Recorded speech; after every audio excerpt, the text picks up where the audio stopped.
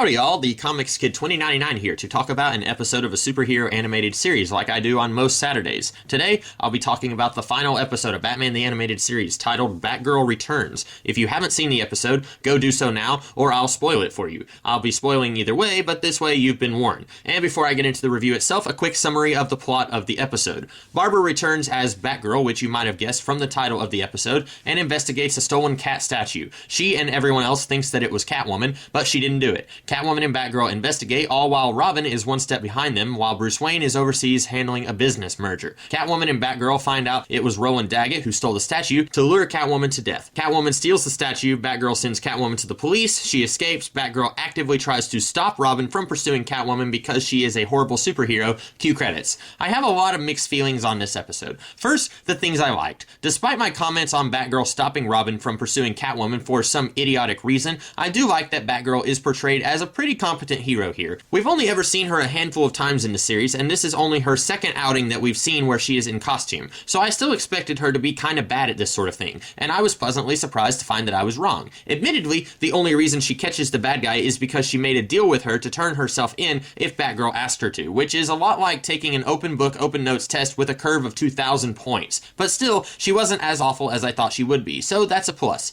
And this might just be the most continuity-ish episode of this series, calling back to Roland Daggett's involvement in the origin of Clayface, as well as his plot in Cat Scratch Fever. Heck, it even makes Roland's many criminal activities over the course of this series a plot point, saying that he was eaten up by legal fees. I complained in my review of Cat Scratch Fever that someone like Daggett being involved in multiple crimes and perpetually coming back is incredibly stupid. Well, this episode makes that into a plot point. I've been saying since the very beginning that I would have loved this series a lot more if it had been a little bit more continuity-y, so it's nice to see an episode do callbacks to previous episodes, even if it is the last episode of this series. Also, this episode has almost no Batman in it. I know it's his show, but when you do 85 episodes, it's okay to experiment every once in a while. Do an episode where Robin and Batgirl hold down the fort. It allows us to give plenty of spotlight on these characters without Batman crowding the episode, while also still trying to allot the spotlight to other characters. I've also heard horror stories from the folks behind the new Batman Adventures that they wanted to do something like this in that series, with an episode teaming up Black Canary and Catwoman, but they were told they had to have Batman be in the episode, and be in every episode. I guess this one does cheat a little bit by showing Bruce talking to Dick on the phone and having Batman be in Barbara's dream, but still, I think it's pretty cool. And let's just let that be a segue into the stuff I did not like about this episode.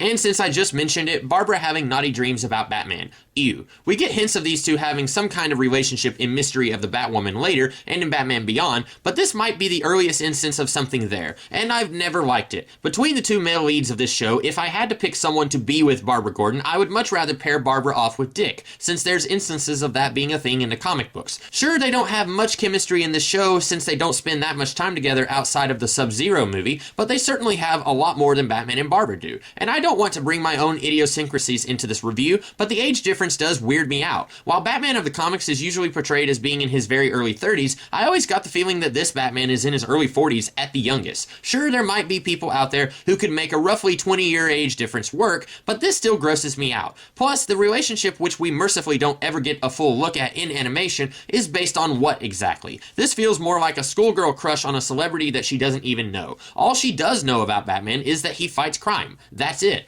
It's just weird all around. But I am spending way too much time talking about something that amounts to about 2 seconds in this episode, so moving on to the rest of the episode. I still have a bad taste in my mouth about Catwoman and where she stands in this series. She starts out as a villain, spends a couple of episodes as an ally to Batman, decides she is bored with life as a non-villain, goes back to being a villain, and now she's sort of in the middle, I guess, and I never did like the way that she went from being a non-villain back to being a villain. In this episode, at first, she tells Batgirl that she's just trying to find out who stole the statue. Then she reveals that was just a line and Batgirl fell for it. But Batgirl seemed pretty familiar with police files, which makes sense given her relationship with Gordon out of costume. But then why does Batgirl fall for this? Why wouldn't she say, nope, if you had told me this 3 months ago, I would have bought it, but you returned to a life of crime recently, so I don't believe you. I guess I'm saying this episode would have worked a lot better if it had been before Catwalk. Have Catwoman legitimately be trying to clear her name, and then end the episode with the police and Robin thinking that she's a criminal, but Batgirl knows the truth and helps Catwoman escape. That would have worked a lot, and it would have made a lot more sense with Batgirl thinking it's okay to let Catwoman go for some idiot reason, which she does in this episode as it actually aired. As is, Catwoman's trickery feels really weird because Batgirl falls for it when she was pretty smart and competent other than that. Overall, I do like quite a bit of this episode, and at least half of what I was complaining about here is very, very minor. It's just the Catwoman Batgirl thing that really rubbed me the wrong way. But overall, I like this one. Maybe an odd choice for a series finale, but as I mentioned in my review of the Batman Beyond series finale, they didn't really do big, huge, epic finale episodes back then like they do now. And since I really consider the new Batman Adventures to be just an extra season of this series, I hardly even consider this episode a finale in the first place. So those are my thoughts. What did you guys think of the episode and of my review? If you liked it, be sure to like, share, comment, and subscribe. And if you did like it, next week I'll be doing similar reviews of episodes for the new Batman Adventures, so be sure to check those out. And I also do other videos throughout the week, so be sure to check those out as well. In the meantime, you guys have a great rest of the day, and I'll see you later.